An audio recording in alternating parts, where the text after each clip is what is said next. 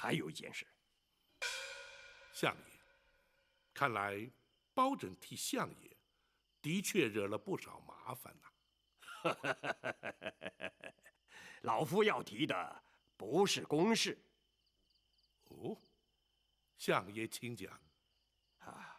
听说包大人从陈州带回来一位亲眷。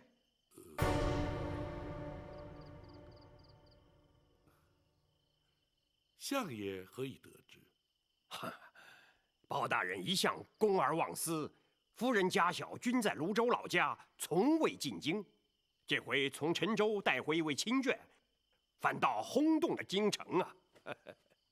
相爷取笑了，那是包拯一位失散多年的远房亲眷。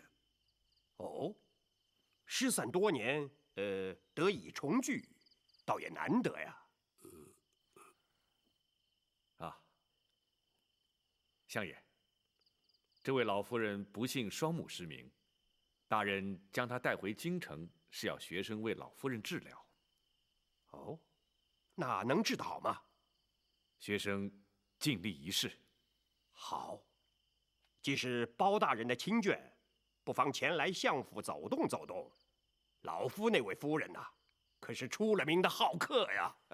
是，多谢相爷抬爱，包拯日后定当安排。好，皇上交代的话，老夫都带到了。老夫想说的话，也已经说完了。包大人连日奔波，想必累了，老夫不多打扰，就此告辞。包拯恭送相爷。不，你知道，老夫最怕麻烦人了。是，包拯遵命，相爷好走。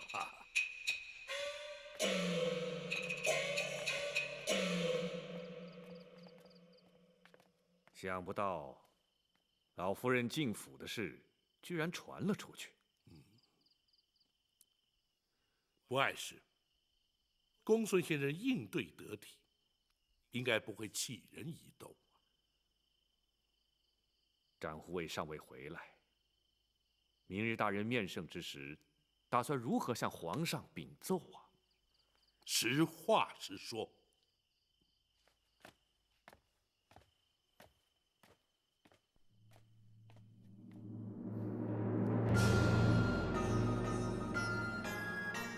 展护卫有把握把玉佩追回？回皇上，臣确信展护卫必能不负所托。那夜闯进宫盗佩流书的究竟是什么人？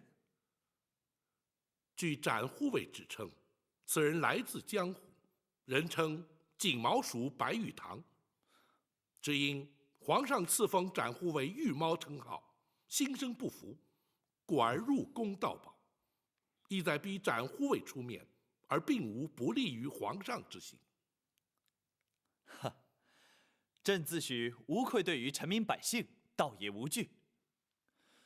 倘若惊吓到太后，岂非陷朕于不孝？你执掌开封，却让人闯入进宫，朕要听听你怎么说。回皇上，那白玉堂武艺超群，宫中卫士恐怕皆非其敌手，遭他闯入，是因力有未逮。然而，包拯也难脱失职之嫌，请皇上下旨降罪，臣绝无怨言。皇上，案发之时，包大人与展护卫均不在京师，所谓鞭长莫及，还请皇上不罪免罚。行了，这点道理朕岂会不明白？只是那白玉堂入宫盗佩，是因为朕封展昭玉猫之故，乍听起来怎么像是朕的过错了？臣惶恐，臣绝无此意，请皇上慎查。朕不是怪罪于你，只是不满那白玉堂。好了，一旦将他擒获，立刻把他带进宫来，朕倒要看看他是何方神圣，竟然偷到朕的身上来。臣遵旨。对了，府上那位亲眷，眼疾治得如何了？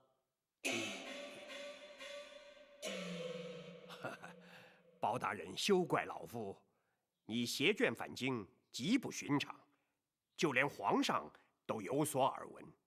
皇上问起，老夫怎能不说啊？相爷，哎，的确不能怪王丞相，是朕主动提问的。皇上日理万机，操劳国事，包拯不敢因私务而惊动皇上。这就是包青的不对。你乃是朕的肱骨之臣，朕表示关心，难道不对吗？臣不敢。哈，包大人，皇上是以仁孝治国，既然尊长有疾，子侄焉能不忧啊？包大人公务繁重，若是再为家务所累，岂不反倒让皇上心中不安了吗？包拯绝不会因私害公。行了，朕知道你一向公而忘私。既然朕已开口询问，难道包青就不打算回话吗？臣不敢。那位老夫人正在府中由公孙先生诊治，请皇上万勿挂心。好，公孙先生神医神术，想必能够治愈。若需要宫中御医协助，包青尽管开口。谢皇上隆恩。照方抓药，细火慢煎，每日3副，饭后服用。是。公孙先生，老夫人，老身这对眼睛，你真的能治好吗？回老夫人，学生自信有8、9分的把握。哦，若果真如此，公孙先生真不愧是老身的再造恩人了。学生不敢。不过，有一件事情，务必要请老夫人全力配合。验医治病，当遵医嘱，此乃天经地义之事，请公孙先生明讲。是。老夫人的眼疾，非一朝一夕所致，实乃因思念亲人，过度忧伤。如今学生施以金针过血之术，再佐以明目活血之药，只要安心调养，当可痊愈。不过在此期间，千万不可焦虑激动，否则恐会前功尽弃。这一点，尚请老夫人要多加克制。好，公孙先生的嘱咐，老身会牢记在心。多谢老夫人。公孙先生所言是真，亦或是只为了安抚老夫人？大人，两者皆有。学生担心，大人追查此案之时，老夫人会饱受刺激，一旦过于激动，非但对病情不利，甚至有碍于大人查案，故而先期诱导，防患于未然。公孙先生果然顾虑周到。大人谬赞，但不知大人打算由何处查起？南清宫八王爷府。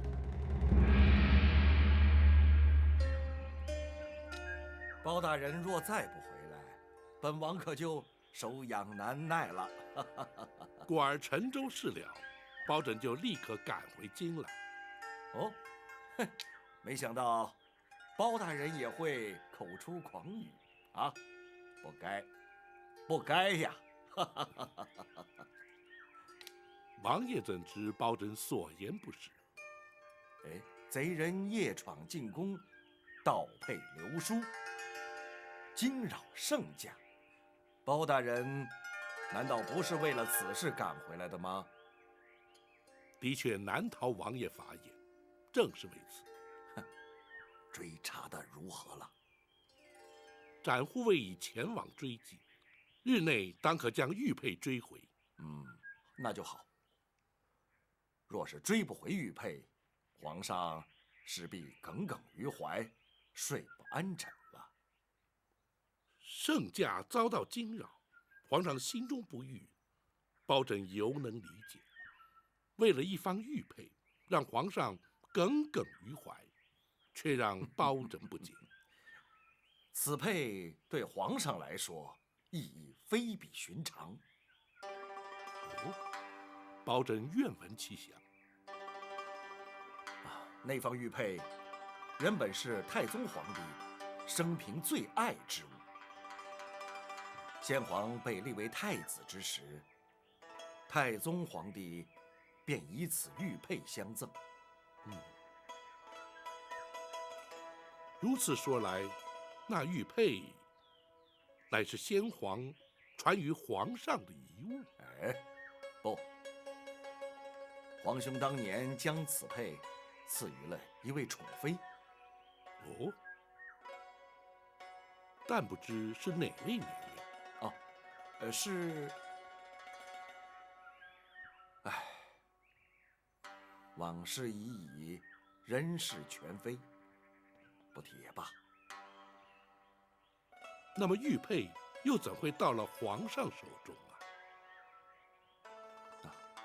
皇上7岁那年被选立为太子，进宫之日，偶遇这位皇娘，二人一见投缘，便以此佩相赠。自此，皇上终日随身佩戴，从不离身。此佩被盗，皇上自然难以释怀了。先皇遗物辗转重回皇上手中，也可称得上是冥冥之中自有天定了。这位皇娘对皇上期许甚深，而以仁孝2字相勉，这也是皇上立志以仁孝治国之因呢。难怪皇上对这玉佩如此在意。但不知那位皇娘如今又在何处？20年前便已因故身亡了。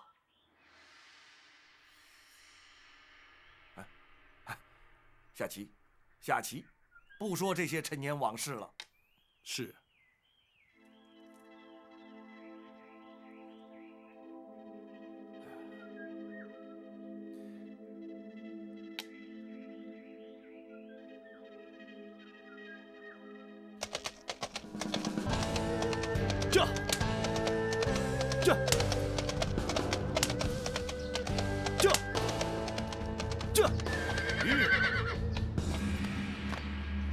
展那儿回来了，大人可在府中？大人去了八王爷府。公孙先生，公孙先生还在府中。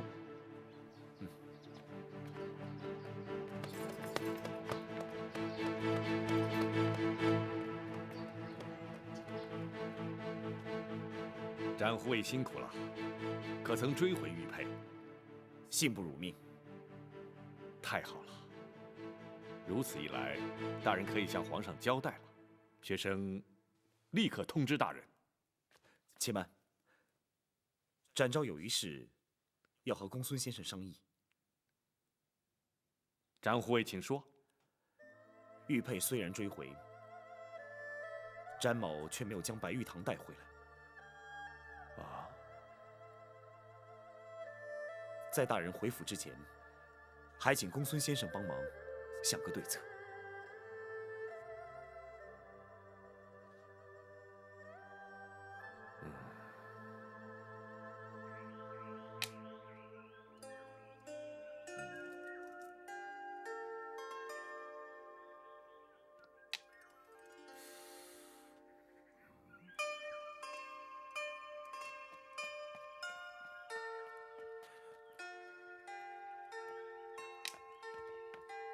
禀王爷，包大人侍卫求见。让他进来。是。惊扰王爷与大人下棋，请王爷恕罪。有什么事你就说吧。马汉，何事如此匆忙？回大人，展护卫回府了。王爷，展护卫回来了，想必是有结果了。包大人就回府看看吧。只是此局未了。哎，包大人总是先公后私的，这下棋是私事，包大人就请便吧。打搅了王爷的棋性了。嗨，棋日后可以再下，公事可不能不先办。包大人就别在意了。多谢王爷体恤，请。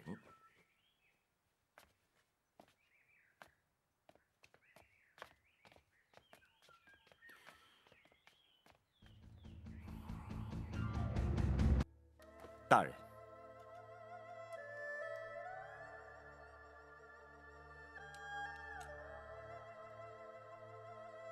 没想到这块玉佩之中，竟然藏有如此多的纠葛。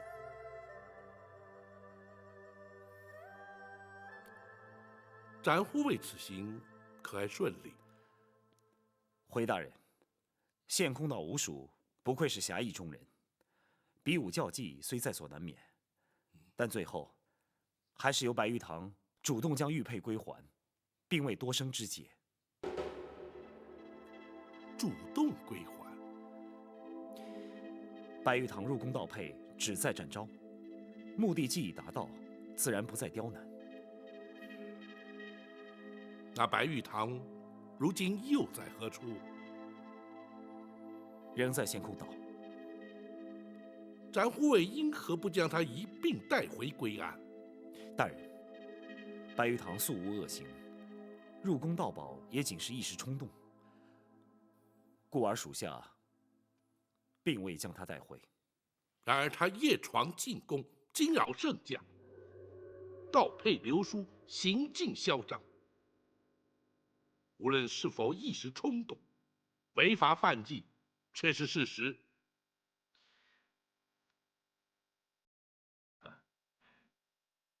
大人，那白玉堂来自江湖，江湖中人原本就没有法治观念。公孙先生，普天之下莫非王土，率土之滨莫非王民。江湖中人又如何？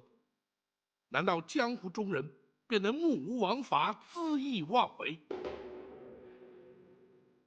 这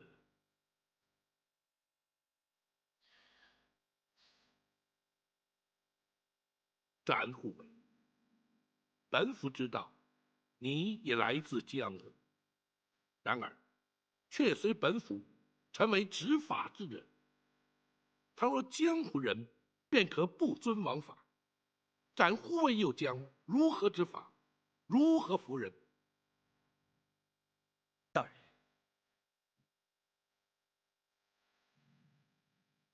展护卫追回玉佩，有功在先，纵放轻犯，却有过于后。依法论法，你难逃失职之嫌。属下明白。大人一向知法守法，执法护法。然而展昭遵从的却是江湖道义，与人之常情。倘若因而触法，愿承担失职之罪，任凭大人惩处。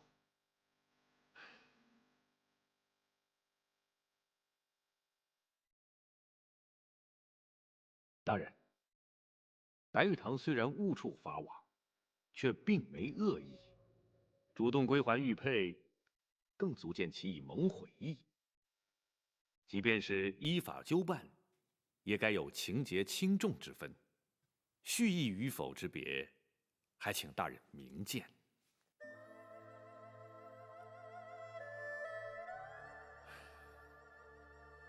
公孙先生与展护卫心意，本府何尝不知？只是那白玉堂违法事实，本府绝不能坐视不管。至于判罚是轻是重，却并非本府所能左右啊。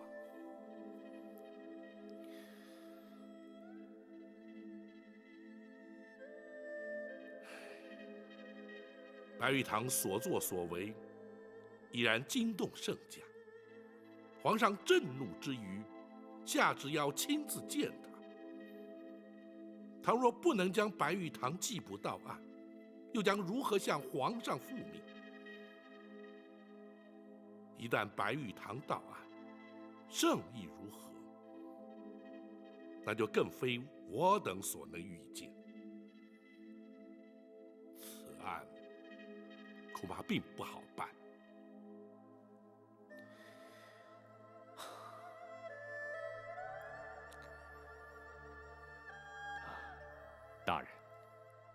大人何不先入宫还配，然后视皇上动静再做决断？如今也只得如此了。不过还有一事，较此事更为重要，必须先让展护卫了解内情，日后才可以协助本府一并查案。莫非属下前往陷空岛之时，还有重大案件发生？不错，而且此案势必远远超过展护卫所能臆测。公孙先生，大人，将老夫人之事原原本本说于展护卫知晓。是。本府先去厢房，请老夫人验证这方玉佩。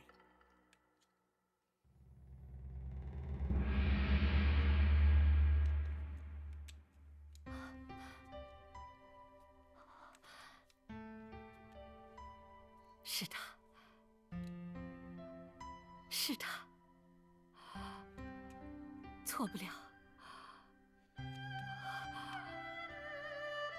20年了，哀家做梦也没想到，这块玉佩还能出现在面前。娘娘目不能视，何以如此肯定？自从哀家被打入冷宫，日夜盼望先皇能够来看看哀家，听听哀家诉苦。可是先皇从来没有出现过。冷宫估计，这块玉佩变成了哀家的唯一寄托，于是终日把玩于手掌之中，根本无需观看便能认得出来。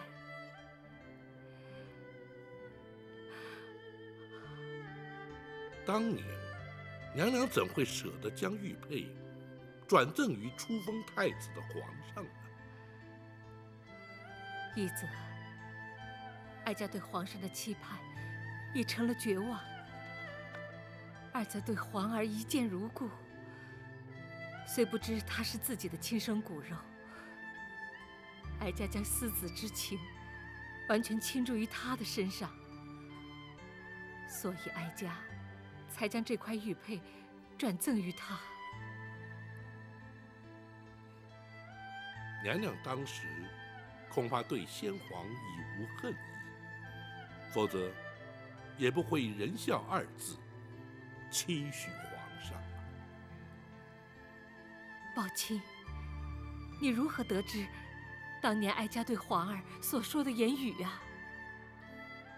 回娘娘，皇上自登基以来，始至以仁孝二字治国。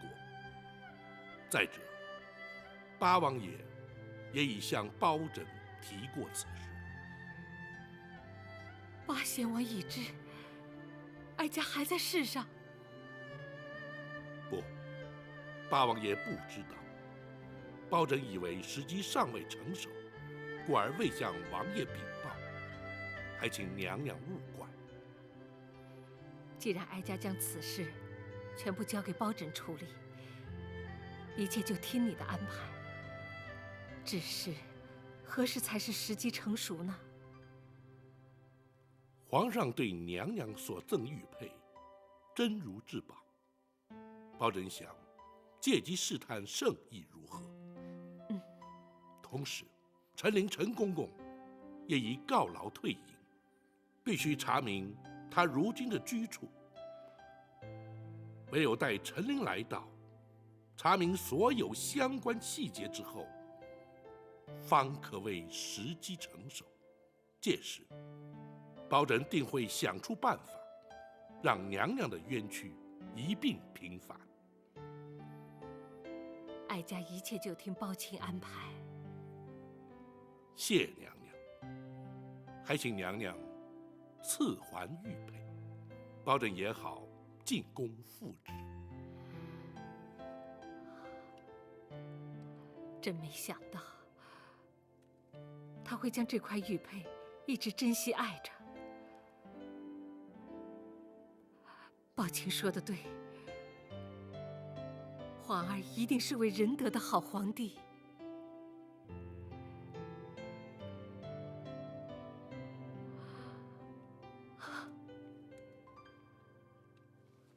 玉佩追回，请皇上御览。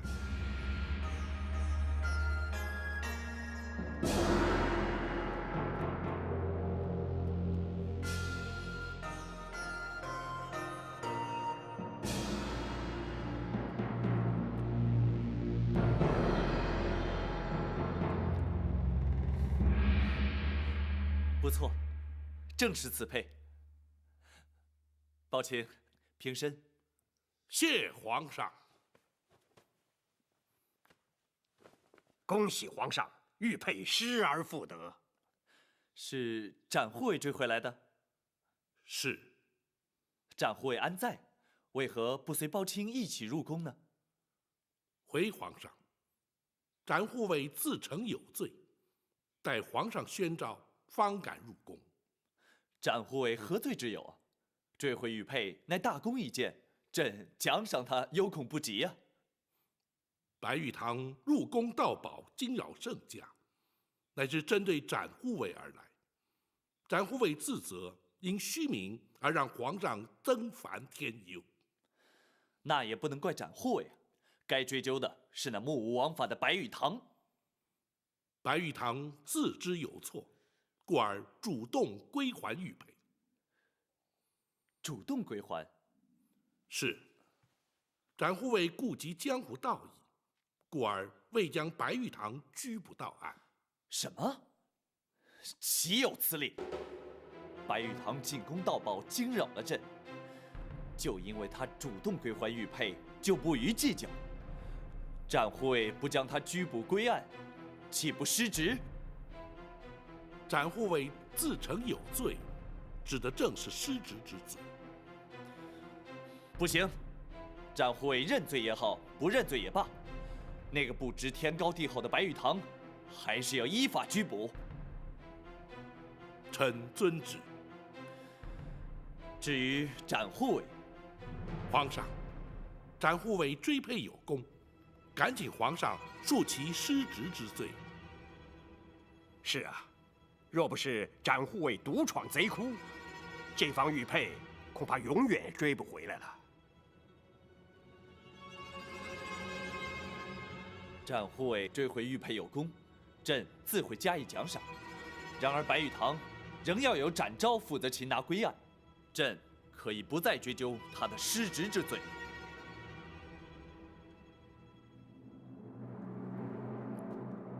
皇上坚持要展护卫把白玉堂抓回来。我不会去抓他。可是你若不抓，皇上是绝不会善罢甘休的。那只有听凭皇上了。展护卫，大人，我亲口答应过卢庄主，不会将白玉堂缉捕归案。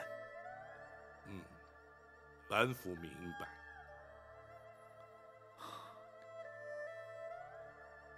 那大人打算如何向皇上回复呢？本府尚无对策。哦，可是展护卫，老夫人一案，展护卫可都明白了。公孙先生已对属下说了，真没想到世上竟会发生这种事情。不错，的确很难让人置信。此案才是当务之急。是否将白玉堂拘捕到案，已经不是那么急切了。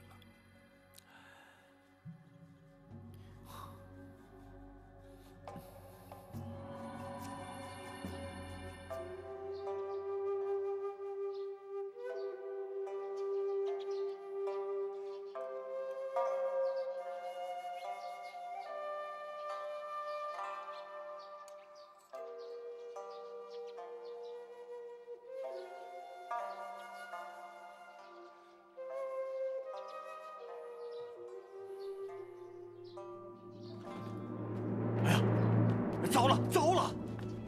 哎，这下可麻烦了。二弟呀，什么事你慢慢说。老五他走了，走了？去哪儿了？他留了封书信，你们自己看吧。嗯。哎。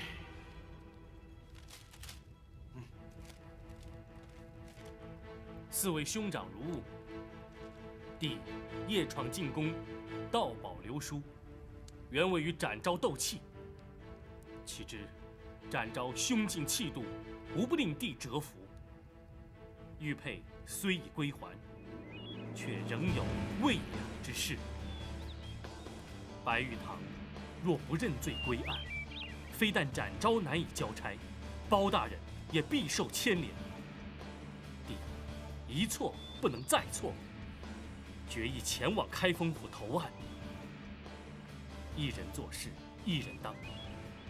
此去，无论包大人如何惩处，均与四位兄长无关。切勿以弟之生死为念，玉堂百败。啊！这！啊！不妙啊！五弟去开封府投案了。五弟是不是疯了？如果包大人真定他的罪，他非死不可。是啊，大哥，这下麻烦可大了。大哥，我们把他追回来。不，五弟的脾气大家都知道。他既然决定去开封府投案，就算是追上他，他也不会回头。那我们也不能眼睁睁看着他去送死啊！三弟，平时你最为冷静。你说说，我们该怎么办？如果他存心去死，我们就随他去。哎，老三，你这说什么话呀你？是啊，三哥，我们是磕过头的结拜兄弟，说什么也不能不管呀。三弟啊，你这个说法谁都不能接受，这也不像是平日的作风啊。大哥，按我平日作风，我会怎么办？有难同当，有福同享啊！我现在正是此意。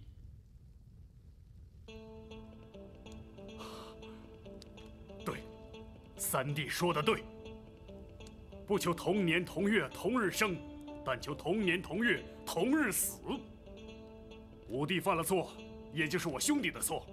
五弟如果被处死，我们也一起死。好，老三，我们一起啊，陪老五去开封府自首。老四，你怎么说？能不死，当然最好不过。啊？不过要是非死不可，那就死吧，反正一起作伴。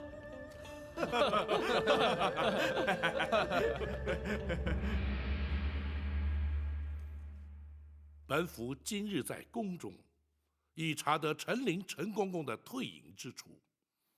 公孙先生，学生在。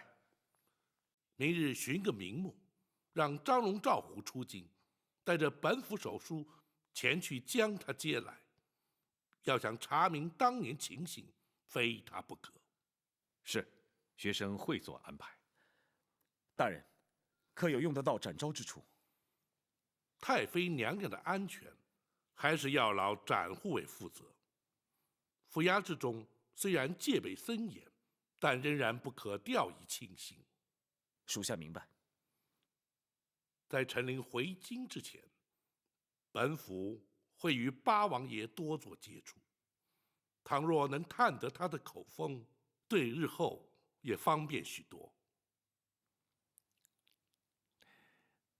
大人，拘捕白玉堂归案之事，若是皇上下旨催办，大人打算如何应对呢？暂且顾不得了。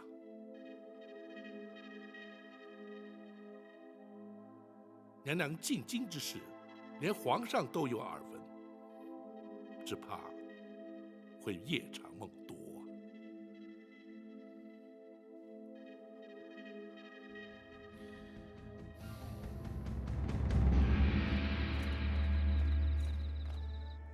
时辰已晚，母后想必累了吧？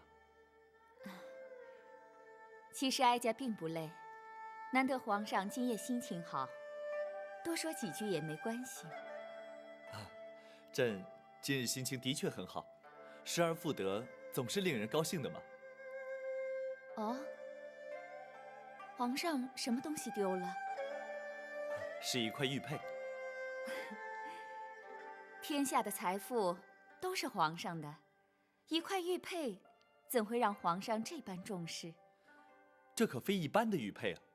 朕从小一直佩戴，恐怕连母后也没有见过呢。可是八贤王或是狄娘娘所赠？不，是20年前一位被打入冷宫的嫔妃所赠。谁呀？当时朕刚进宫，并不知道她是谁，从此以后也就再也没有见过她。这成了朕永远也无法解开的谜呀。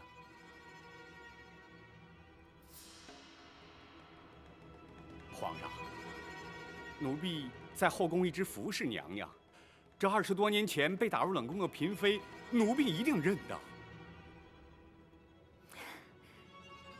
皇上可以把那块玉佩拿给哀家看看吗？或许能够解开这20年之谜。这怎么，连哀家都不能看吗？不，当然能。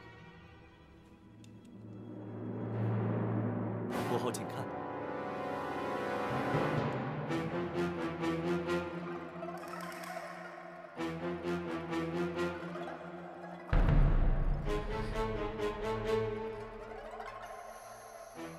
母后怎么了？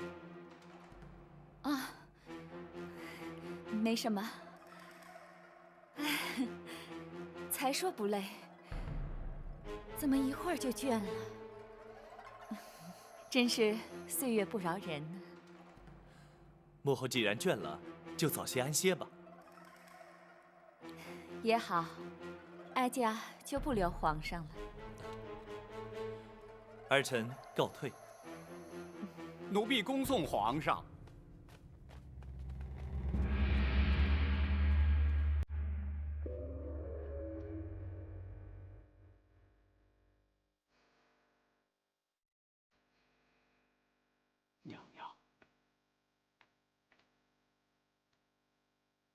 娘娘，是的，皇上见过他。娘娘说的是李妃。娘娘这怎么知道了？那块玉佩是先皇最珍爱之物，一直佩戴在先皇身上，后来却送给了他。没想到，皇上当年见过他。娘娘，那李妃已经死了20多年了，就算皇上见过她，又有什么关系呢？娘娘，不必为此烦恼。不，你不会明白的。当年的事，我一直不愿意回想。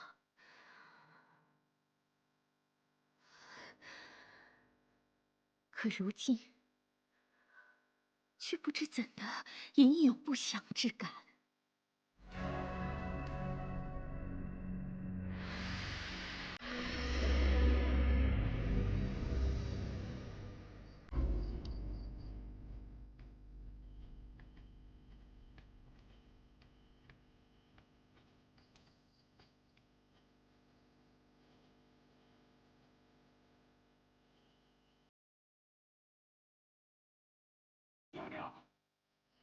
这冷宫已经有20多年没打开了。当年是哀家下旨封宫的，当然没有再开启过。娘娘，当年冷宫那场大火，他烧死了总管秦凤。这尸骸虽然运出去了，可是一直也没有打扫，没有清理过。娘娘，您真的要进去啊？嗯。可是这把锁它已经锈死了，奴婢只能把它敲开。那就敲吧。去。是。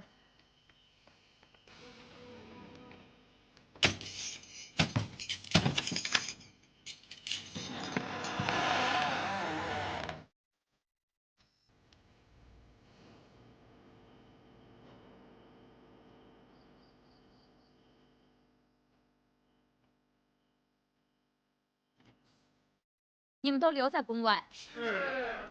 国怀，奴婢在。你陪哀家进去。是。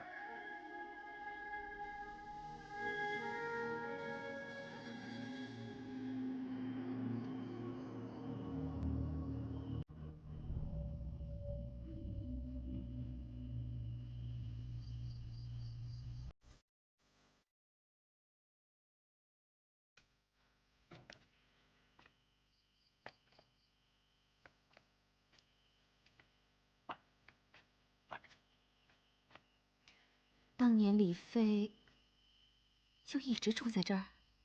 是，整整7年没出宫门1步。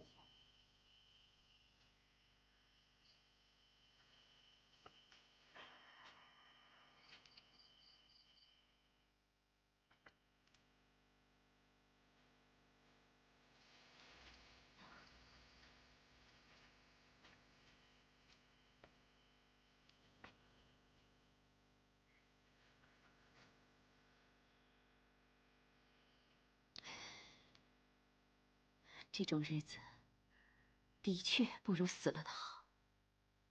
娘娘，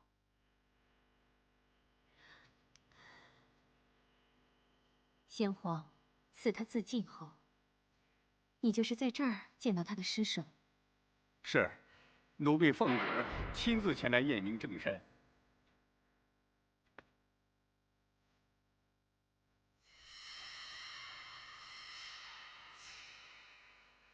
郭总管，请看。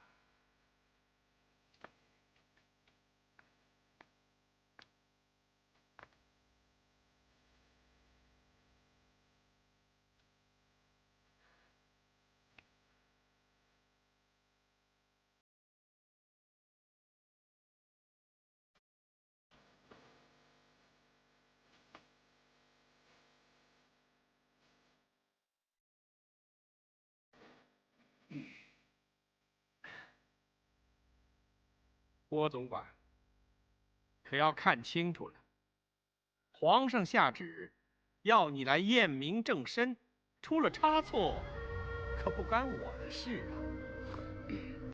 错不了，快盖上吧。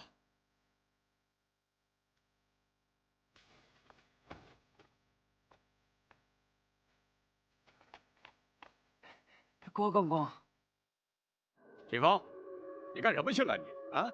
皇上降旨让你贵妃归天，你这冷宫总管怎么能不在啊？回公公，冷宫一个小太监于中染了疾病，眼看就不行了。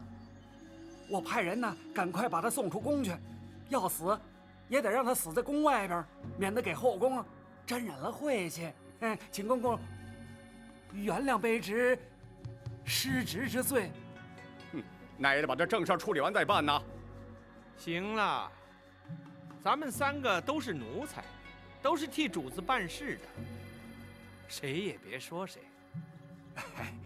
郭公公是后宫总管，教训是应该的。好吧，你愿意挨训，那就怪不得别人了。陈公公是首领太监，皇上身边的人，当然不知道后宫难待呀。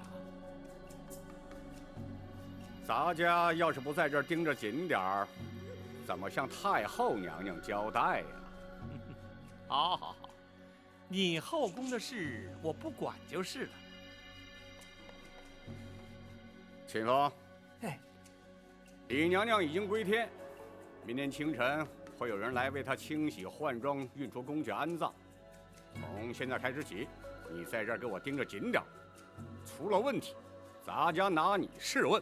哎，是。郭总管，能出什么问题呀？难道郭总管还怕李娘娘站起身来跑出宫去不成？后宫有后宫的规矩，陈公公不是说不管了吗？怎么，现在又有意见啦？好，后宫你说了算，我就不管了。我得向皇上交旨，咱家陪你一块儿去交旨。谁知道当天夜里，冷宫就失了火。是，奴婢猜想，一定是秦凤守夜睡着了，碰到了烛火，才引起了大火。奴婢亲自过来查验过，火场里有2具焦尸，一具是秦凤，一具就是李妃。郭槐，你可知道当年哀家为什么要把这冷宫封起来吗？这，奴婢不知道。奴婢也一直不敢问。哀家想，只要封住冷宫，就能把李妃的魂魄封在这儿，她永远出不去，也永远不会找我报仇。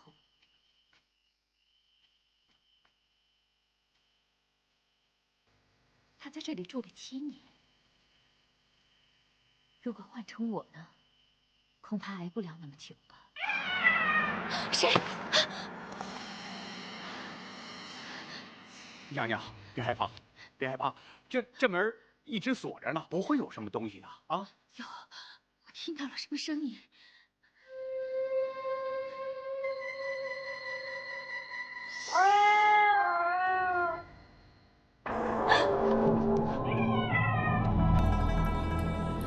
娘娘，没吓着您吧？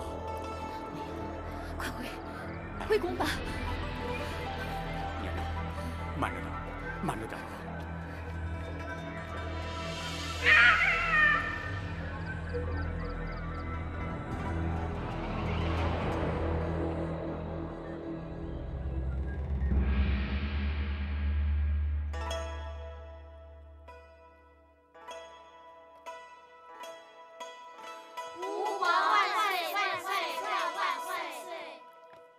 母后，好些了吧？皇上不去早朝，到这儿来做什么呀？听说母后病了，朕当然要来看看。没事，不过是受了点风寒，御医已经看过，开过了药方，没事的。母后一定要注意身体，千万不要让朕牵挂呀。难得皇上一片孝心，哀家会多注意的。你去忙吧。是，儿臣告退。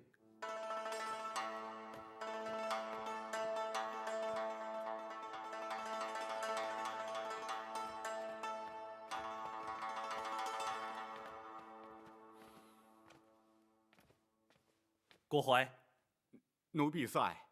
你怎么那么不小心？怎么能让太后受了风寒？奴婢该死。起来吧。谢皇上。听说昨天夜里你陪着太后去了冷宫。这……太后去冷宫干什么？回皇上，太后只要去，奴婢不敢阻拦呐。冷宫尘封了20年，除了烧焦的破瓦残壁，什么也没有。太后为何要在深更半夜去冷宫呢？回皇上，太后是去凭吊吸入宫中的姐妹。 20年前，朕还误闯过冷宫，之后没多久，冷宫就失火了。难道太后去凭吊的是住在冷宫的嫔妃？是。莫非是朕遇见过的那一位？郭槐，奴婢在。冷宫里住着什么人？怎么？难道连朕都不能知道吗？不，奴婢不敢。当时住的是玉成宫被打入冷宫的李娘娘。李娘娘，失火之时，她可曾在宫中？在。回皇上，当时李娘娘就是被烧死在冷宫中。太后娘娘和李娘娘情同姐妹，昨天是她的忌日，所以才去凭吊。原来如此，怪不得朕一直没有再见过那位李娘娘。太后如此念旧，倒是让朕颇觉意外。只是这么多年来，为什么不把冷宫修缮重整呢？回皇上，太后娘娘为了缅怀故人，故此下旨维持旧貌，并且深锁宫门，不许任何人进入。太后虽然顾念旧情，可督警私人却徒增感伤。也许太后的病正是因此而起。郭槐，传朕口谕，即日起重修冷宫。皇上。等建好之后，就不把它当作冷宫之用。朕的后宫，绝不要这样惨无人道的地方。奴婢遵旨。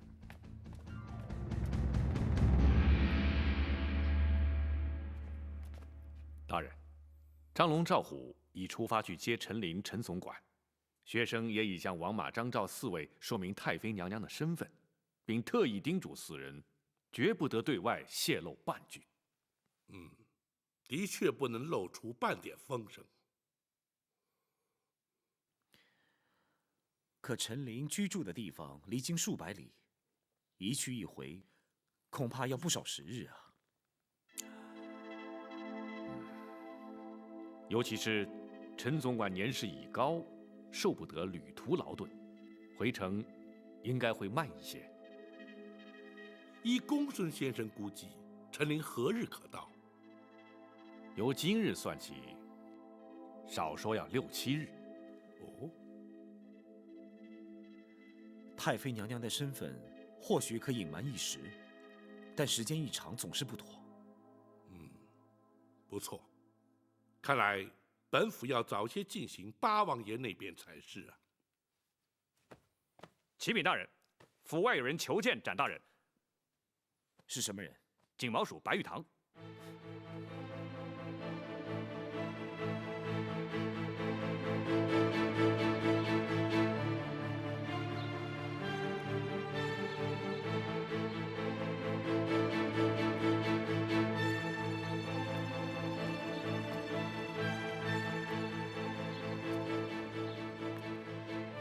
白兄怎么会来到开封？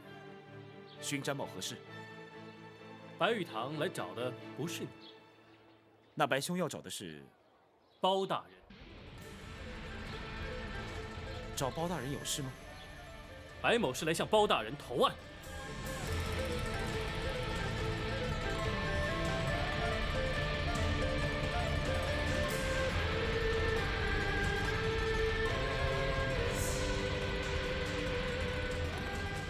草民白玉堂叩见包大人。你起来说话。谢包大人。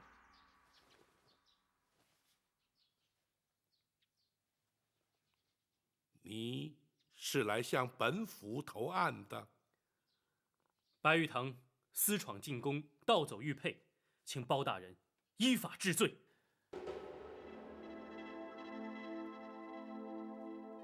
大人，白玉堂主动奉还玉佩，还请大人明鉴。展昭，你不必替我说好话。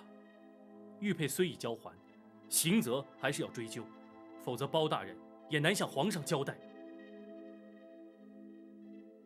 本府如何向皇上交代，不劳你操心。且让本府先来问你，你可知道进宫盗佩惊扰圣驾，依法论罪，乃是杀头之罪。白玉堂既然敢前来投案，就不怕杀头。好气度！然而你明知必死，为何还要前来？大人，我不来投案，大人也会发出海捕公文，行闻天下，抓我归案，不知是也不是？不错，本府职责所在，理当如此。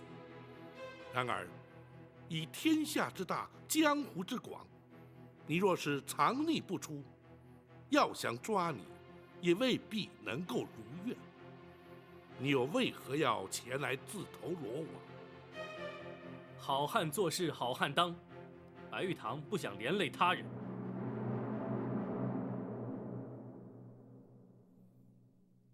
你是不希望连累陷空岛的结义兄弟，亦或是为了展护卫，甚至是为了本府？包大人，白玉堂既然已经前来投案，又何必追问其他？请包大人立刻将我收押定罪。不，詹某答应过卢庄主，绝不会将你逮捕归案。倘若因此受到包大人责罚，甚至遭到皇上降罪，詹某也会一肩承担。展昭，我白玉堂一生心高气傲，绝不肯受人点滴恩惠。倒配刘叔向你挑衅，是出于一时冲动；奉还玉佩，是敬重你的侠风义骨。至于前来投案，则是我自知有罪，心甘情愿，与任何人无涉。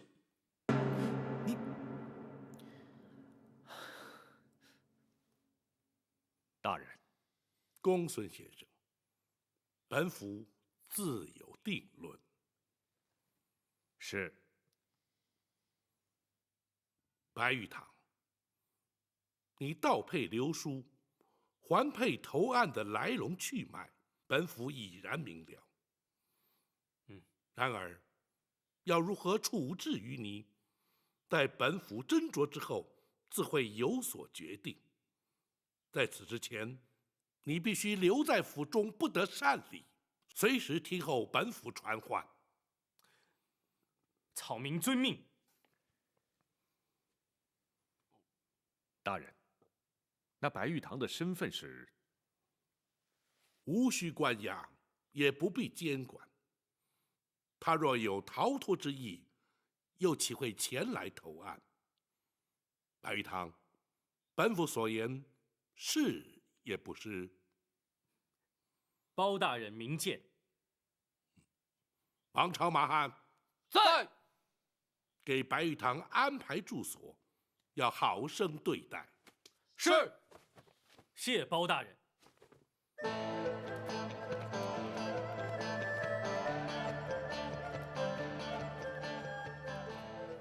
大人打算如何处断？那白玉堂虽然行事乖张，却不失侠义之心，不能以一般罪犯视之。本府立刻进宫面圣，务求圣上能够开恩特赦。谢大人。展护卫不必急着谢本府，本府只能尽力而为，只怕皇上未必同意呀。